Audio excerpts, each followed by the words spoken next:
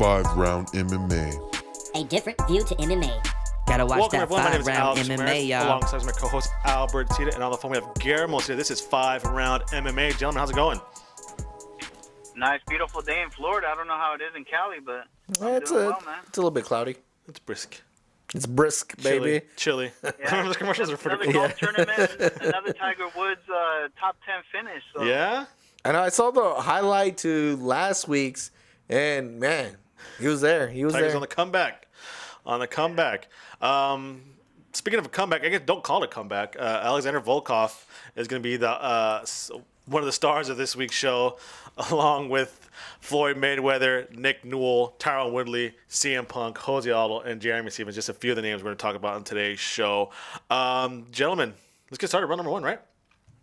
UFC Fight Night in London took place on the UFC Fight Pass, which I don't have, but I saw the highlights. I was able to sneak some of the recaps from Saturday night's event. UFC Fight Night Verdum versus Volkoff was pretty much. I actually heard that the Jan Blachowicz versus Jimmy Manuwa fight was like almost fight of the year. Oh wow. Type caliber, but I mean, I think the big story here is Alexander Volkov. And Guillermo, people who've been watching the show or listening to the show know that your bread and butter is a heavyweight division. You study it, you analyze it. It's your favorite division.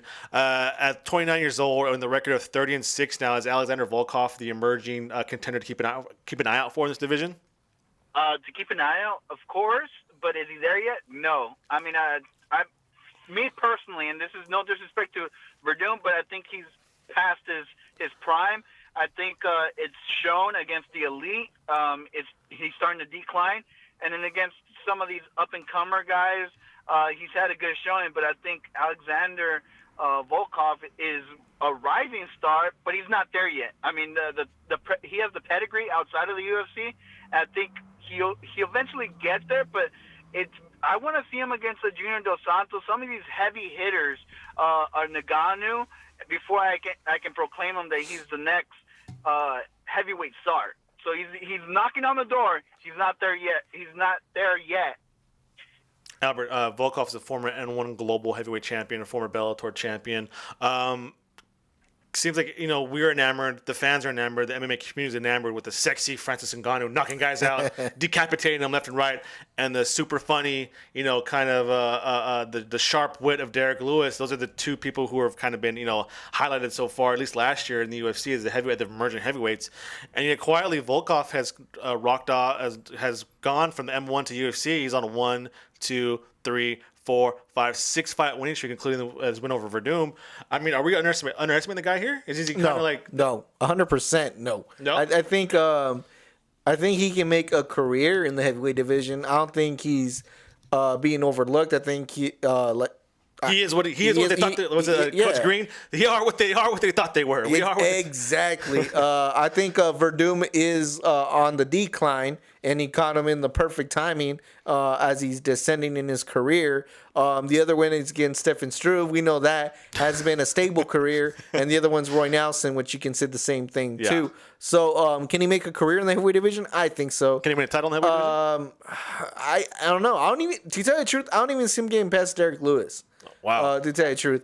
Okay, so let me correct Albert a little bit, because obviously he's trying to bite off of me, but what he doesn't realize is this guy's young. All these guys, the Verdums are 40 years old. The Roy Nelson's not even there. Stefan Struve on his way out. Exactly. So those aren't quality he's wins. Going to get cut. Thanks for proving me right. About Derek Lewis. How old's Derek Lewis? Alex, about 36 years old. This guy's 29. So I think the writing's on the wall. Once these guys start getting past their prime, what I'm saying is Alexander's not there yet. Give it 2-3 years from now, Alexander's going to be the only one standing in the heavyweight division. Everybody else will be completely gone at that point, or past their prime, retiring, or in Bellator Grand Prix, heavyweight Grand Prix, as they continue that every single year. But Alexander will be the heavyweight champion for the UFC at one point. 100%. Wow. That's incorrect. All you need is an athlete that is a true heavyweight to destroy this division. I mean, make a bed and sleep in a division. All you need is an athlete. That's it. Right now, you got a bunch of guys that don't want to cut weight and don't want to wrestle. And yeah, exactly. But once you get an athlete that can fit in the heavyweight division, he's gonna demolish these fools. You're right. There is a lot of old people, but there's also a lot of people with here now. Yeah, he's here now, but like I'm telling you, he can't even get past what's already there. I don't think he can get past Derek Lewis. I don't even think he can get past also over him, to tell you the truth. Francis Ngannou will eat him up. I just don't think he can get past the prime right now. And when the prime finally does leave the division, I think there'll be other hungrier wolves out there, Guillermo. It just takes one athletic guy to take over. Alex just mentioned 3 notable names that he just defeated. You just trashed them. Right now, you trashed them though. You just so you can't even use that argument. You just trashed those fighters. So how are those quality wins? Exactly, but I said that his next stepping stones are the Alistair Overeems, the Derek Lewis, the Ngannou, and I don't think he can get past none of those. He's not going to get past none of those guys. Before I proclaim he's a superstar, the thing is he's knocking on the door, dude. That's the next fight he needs. If he gets past that fight, is he ringing the bell? Yes, but I don't think he's knocking on the door. That he will be a heavyweight champion. Well, as of right now, I think Overeem's going to face Curtis Blades, and I think I saw a tweet that Ngannou's calling out Derek Lewis, saying that he's ready to come back. That Derek Lewis is talking crap about him, and I'm right here. So maybe by the virtue of all these guys knocking each other out, Volkov was the only guy left standing because, hey, you guys are fighting each other. It's kind of the Andre Arlovski effect, right? I was going to say, give him Andre Arlovski then. Well, again, Guillermo, you're over here trying to say he's the next big thing, and then you say Andre Arlovski. Sounds like the other guys are booked. Give him JDS then. Give him JDS. JDS is suspended. MIA. And hopefully he doesn't come back. That's it for round number 1. We're going to come back and talk about Nick Newell's return to MMA, and if he would ever get a shot in the UFC. Don't go anywhere. Welcome back. Time for round number 2. So Nick Newell, who is an inspiration to a lot of MMA fans, a lot of people in general, who has a handicap. He was born with a congenital amputation of his left arm, which means it stopped kind of developing like little past the elbow.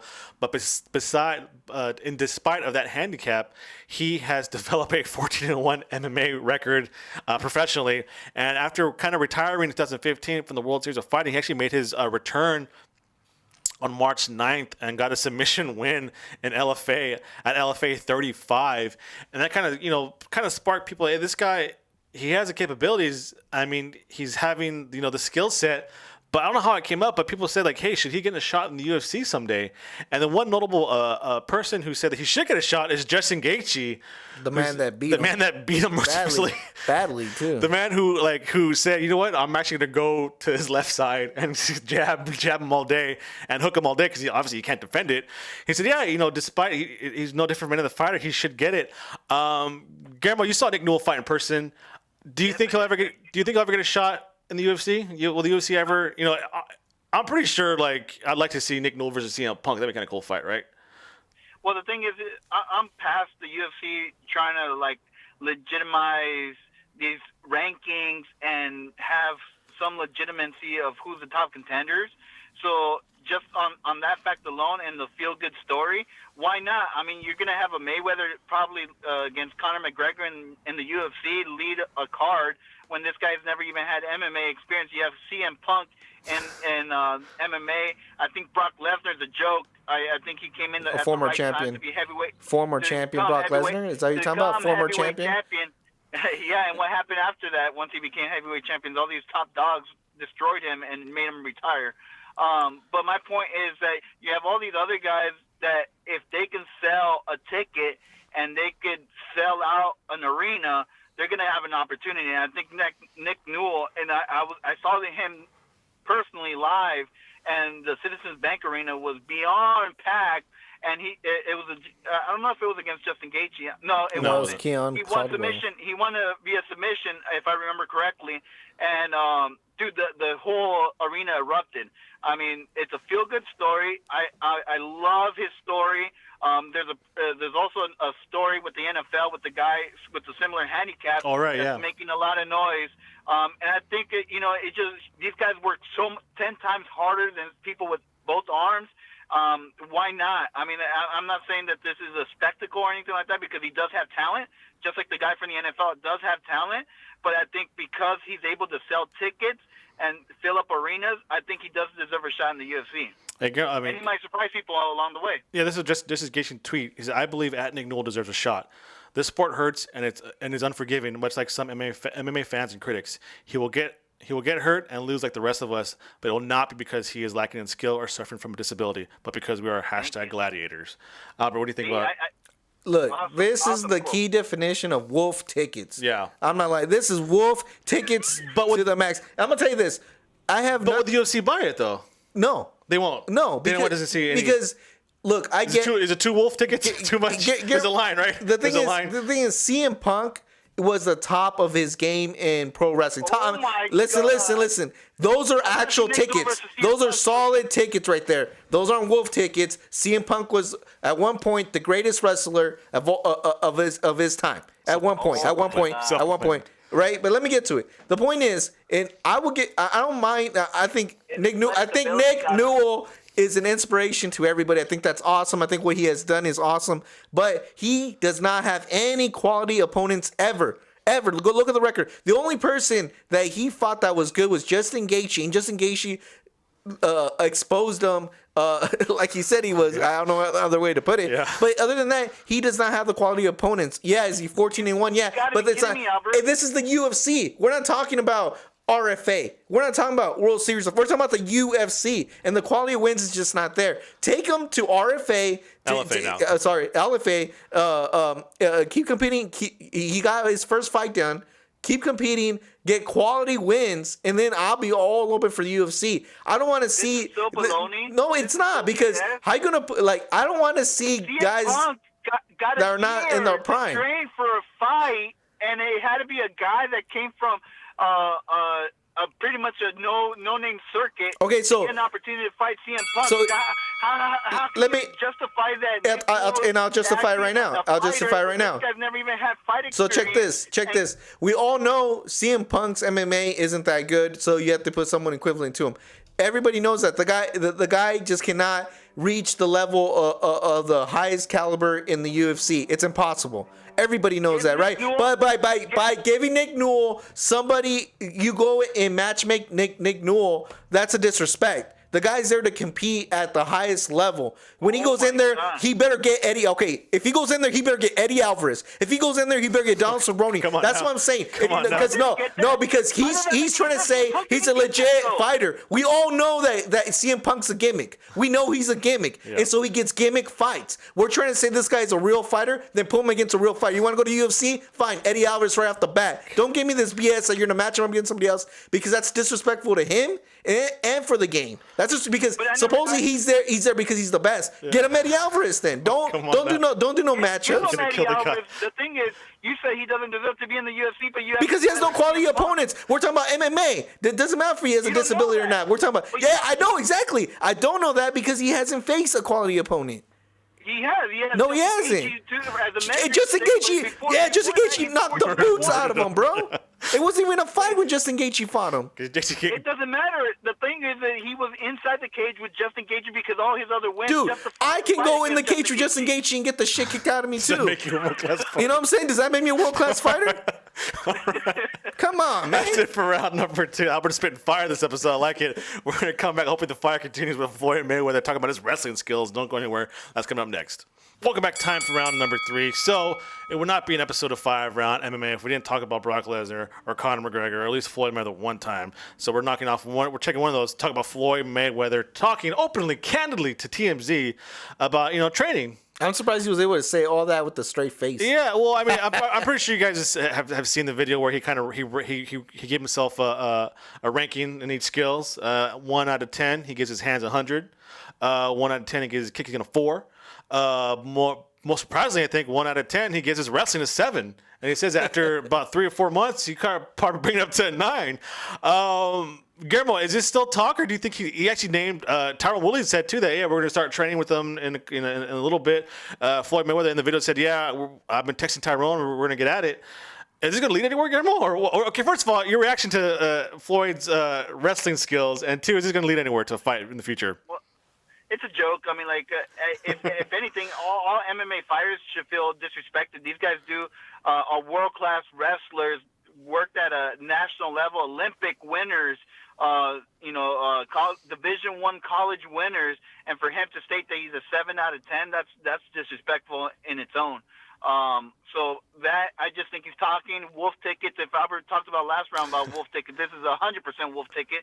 This guy's going to be another guy with a big mouth, and then when he gets in there, like James Toney, get demolished within 30 seconds into the fight. I mean, the thing is, yes, he's one of the greatest boxers of all time, but this isn't boxing.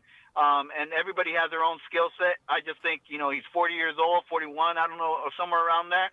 I think it's too late for him to try to do this in 6 to 8 months, and I'll bring up CM Punk again. This guy had a year, a joke. He had another year, a joke, and then hopefully after this, he'll be officially retired from MMA. Well, I mean, in all fairness, CM Punk was barely an athlete.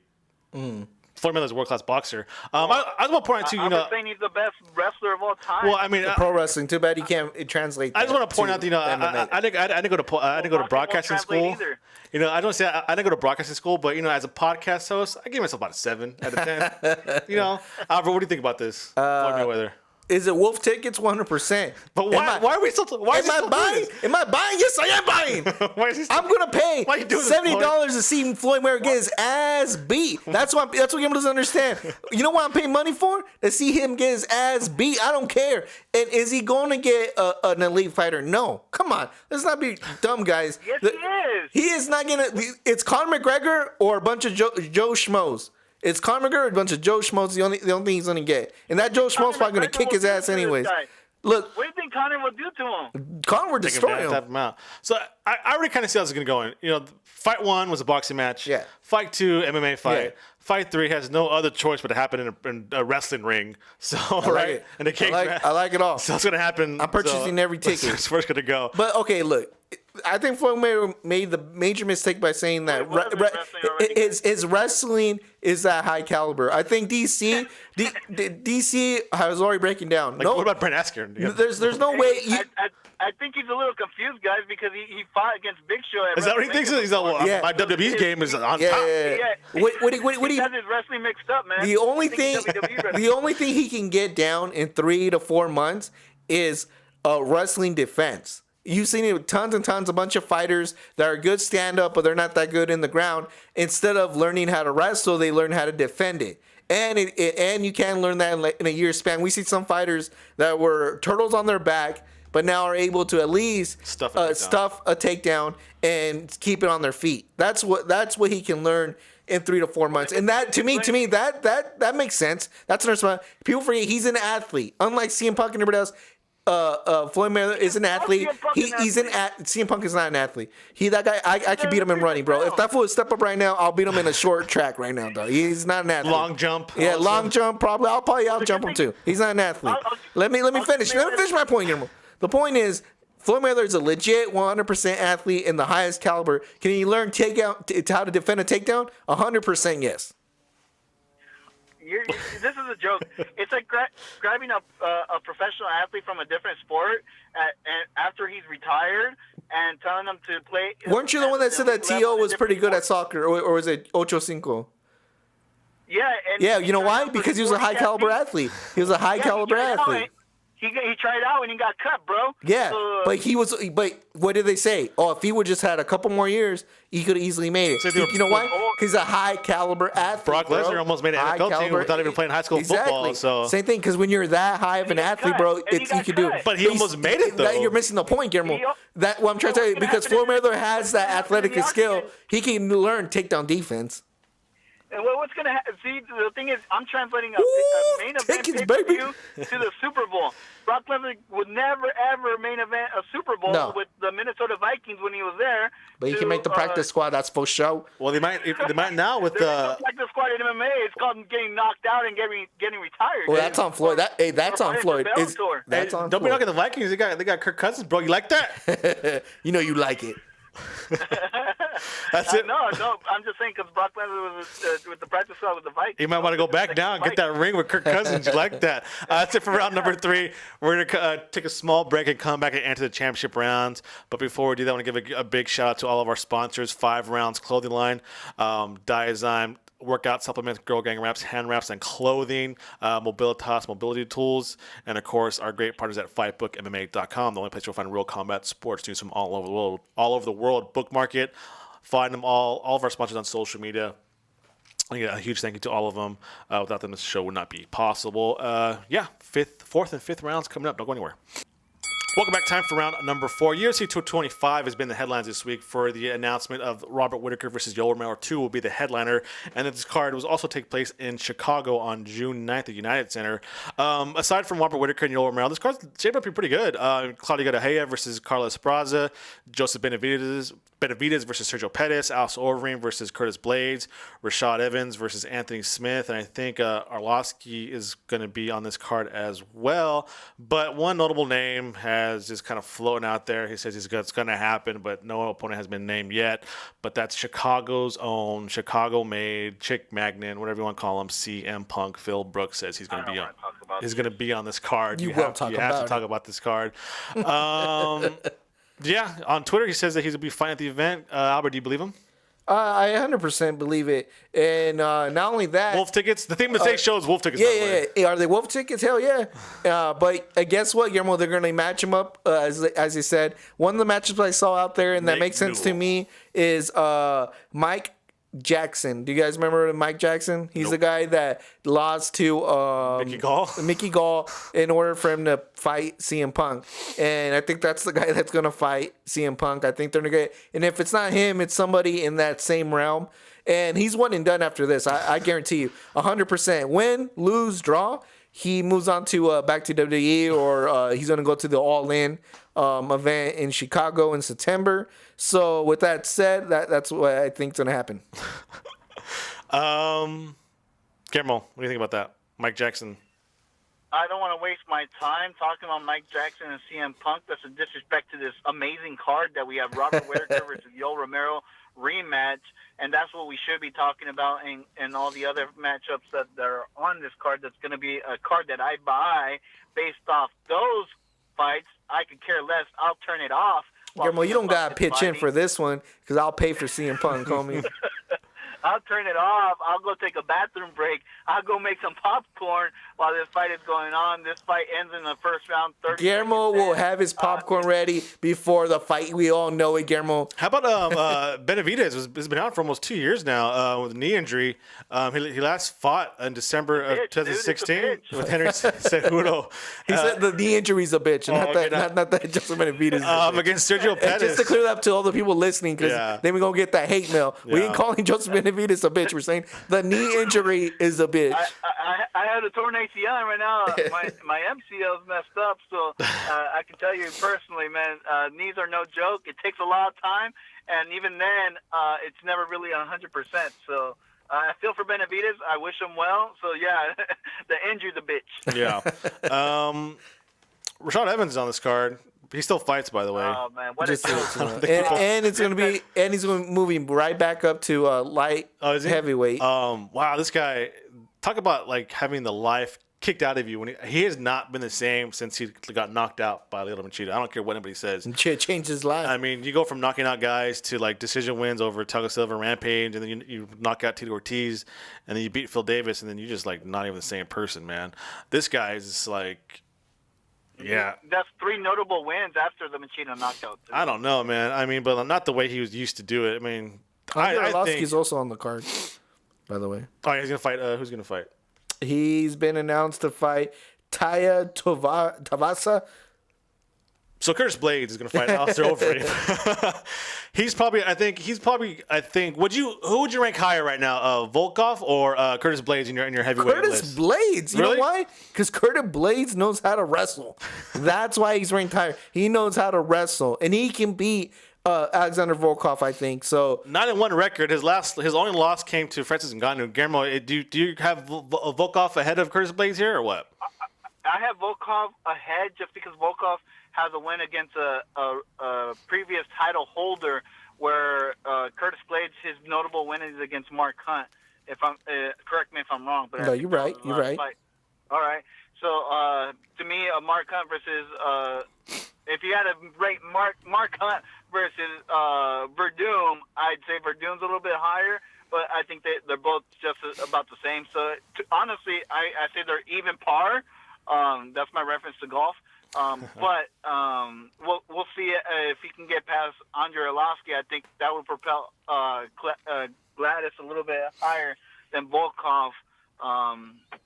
At least until we see who Volkov is faced off against. Yeah, but we got about 2.5 months, maybe 3 months of those fight cards. You think they announce one more title fight for this card? Oh, I think so. I think they're in a stack. Yeah, they're gonna have to. All right, so for round number 4, we got one more round coming up. Don't go anywhere.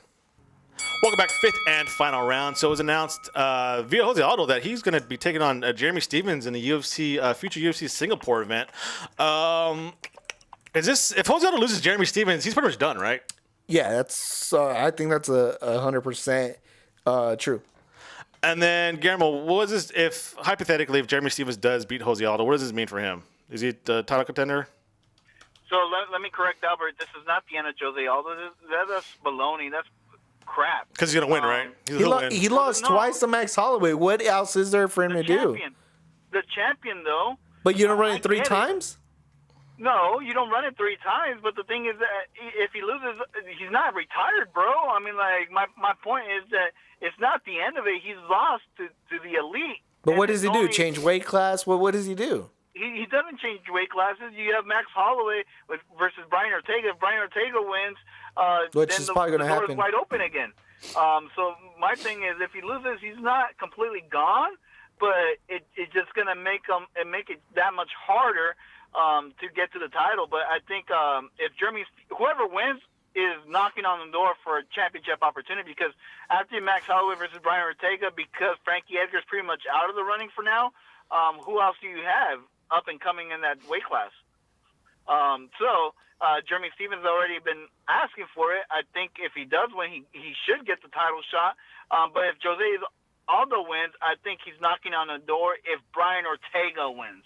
If Max Holloway wins, then that sets up another conundrum in that weight class, because then it's like, that's what I'm saying. Scratching my head. Let's say Max Holloway does win, Jose Aldo wins. Well, what do you do?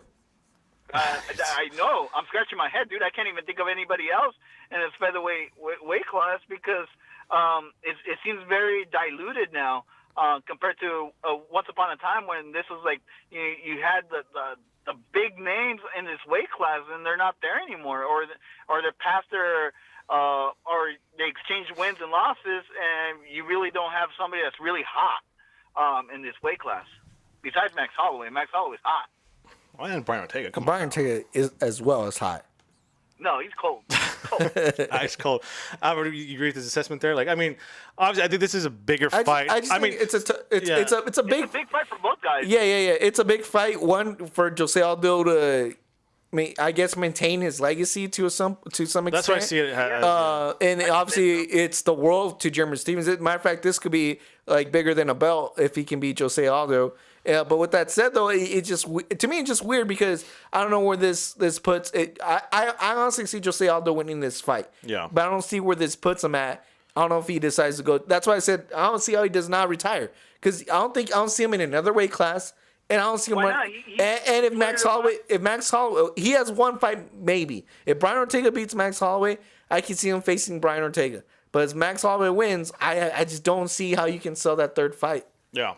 Well, he flirted around with lightweight before. I don't see why he wouldn't flirt with that still. Win or loss, I think he still be. Look at Dustin Poirier. He's making noise in lightweight, and he couldn't even touch Jose Aldo at featherweight. So, I mean, I think that weight class exists for Jose Aldo. Aldo's just been at it for so long that we've seen everything that now it's kind of weird. Like, where does he go from here, right? Because he's been at the top. He's at the top for so long. We don't know where he goes from here. It's weird, like, seeing him in this kind of his peaks and valleys. Now he's going through a valley right now. We don't know how he's going to react. So, I mean, it's interesting to see. I think if you can't beat Jeremy Stephens, you got to wrap it up, bro. You got to wrap it up. Come on, you're disrespecting Jeremy Stevens. No, I'm just saying because Who's that? Stevens' track record, he hasn't really beaten the big boys here, but now, like I said, it could be like a Volkoff Verdum situation where Jeremy Stevens may just catching Jose Aldo on the decline, bro. So we'll see. I don't know. That's rumored to happen. How old is Jose Aldo? Like 31. He got a lot of miles in that car. Guys. And Jeremy Stevens 31 too. You got a rough mile, a lot of miles in that one car too. So that's it. That's gonna happen I'm pretty soon. 32. You guys are making me feel like a grandpa, man. Well, I mean, you're a soft 32 though. You know, you got a hard 32. You're a soft 32. That's it for today's show. I want to thank everybody for tuning in. Make sure to keep up with the 5Round MMA and the latest and all the news and what's going on here. Follow us on Twitter and Instagram at 5RoundMMA. It's FIVE Round MMA. Subscribe to us on Apple Podcasts, YouTube, and Podomatic, and visit 5RoundMMA.com. Yeah, Albert, what do you got? I just want to thank everybody for listening. My last point, what I wanted to bring up is, I watched The Office, the final season on Netflix. I don't know whatever. I mean, I saw it when it first aired. It's all right. It's not that bad. You just got to give it a chance and rewatch it again. So, guys, go rewatch The Office. Nah, I did. think it's season 9 or 10 or 11. Post Steve Carell? Post Steve Carell. I couldn't finish it. Could not finish it. It's pretty bad. Couldn't finish it. No, it's actually not. Dude, there's this episode where Dwight shoots Stanley with some bull darts. Dude, I couldn't stop laughing, and this is the final season. So, rewatch it. Give it an opportunity again. Because I always went back to season 1 through like 4 or 5, and then I stopped watching. But no, I actually went to the newer episodes. It's not that bad. We'll see. Yeah.